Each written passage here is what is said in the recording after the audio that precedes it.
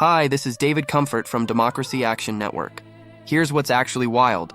The Supreme Court has just given the Trump administration a green light to dismantle the U.S. Department of Education, all under the guise of a reduction in force.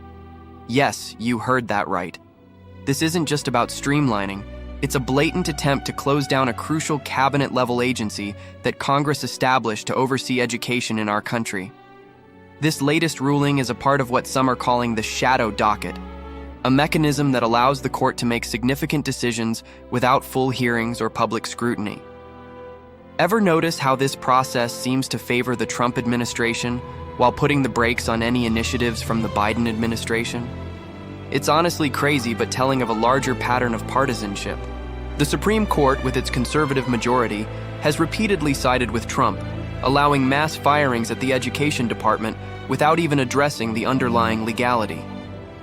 The administration didn't even pretend to argue that these firings were about efficiency.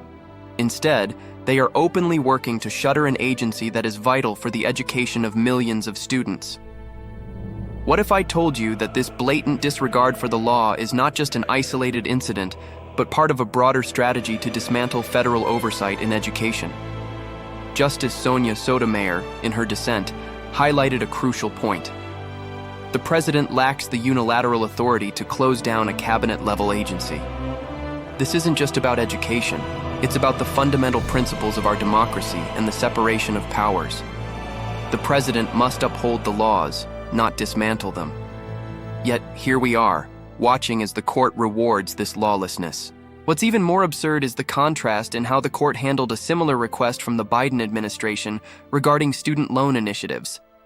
When Biden sought relief, the court delayed action for months, but when Trump comes knocking, it's a different story entirely.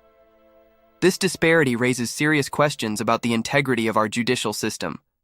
As we navigate these turbulent waters, it's essential to recognize that these actions have real-world implications for educators, students, and communities across the nation. The dismantling of the Department of Education could lead to chaos in our education system, undermining the quality and accessibility of education for future generations. So, as we reflect on these developments, let's engage in this puzzle together. How do we hold our institutions accountable? How do we ensure that education remains a priority rather than a casualty of political maneuvering? The answers lie in our collective action and vigilance. Please like this video and subscribe to our channel. It would help out a lot. Peace.